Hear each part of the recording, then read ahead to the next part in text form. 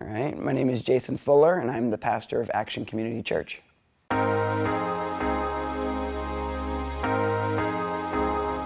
We started the church in 2012, and when we first started, before we actually did what we call our public launch, we took the people who were part of our launch team, and we said, why do we believe God has asked us to start this church? And one of the reasons, when we took a big whiteboard and said, what are our passions? And because as a group, and if we can kind of find a similar passion among us, we'll kind of, maybe that'll give us an idea of what one of the things God's asking us to do.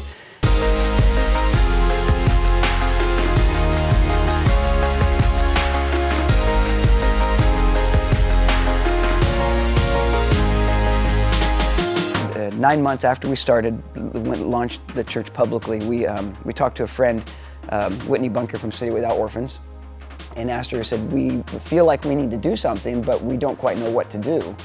And so Whitney said to us, she said, if you want to make a difference in the adoption world, she said, start a support group. She said, there's not enough. There's maybe 2 in all of Fresno County.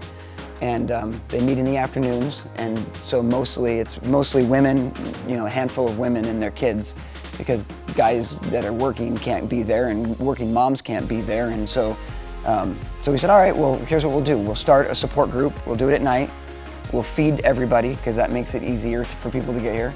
And we'll have classrooms for all the kids. So we really looked at it from the very beginning as a support group for everybody, from 0 all the way up.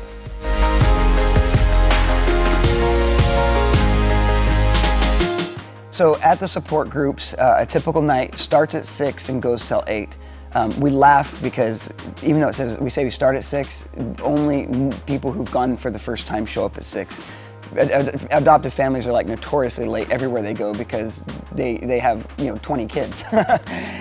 Not always, but often are large families. So we kind of build in that the first bit is just coming in, hanging out, getting kids checked in, settling in. There's a really, really relaxed atmosphere. We want the group to feel like you're coming into somebody's house, living room, even though it's at our church. We've had several kids who have said, they tell their mom, nobody understands because I'm the only one that was adopted, and they say, no, so-and-so was adopted. And they go, really? So then they come into this kind of environment, all of a sudden now they feel normal. And that is one of the most, really the beautiful things that happens here is the kids, they don't feel alone. To be able to give a parent one more tool to be able to help their kid become more whole is what that night is all about.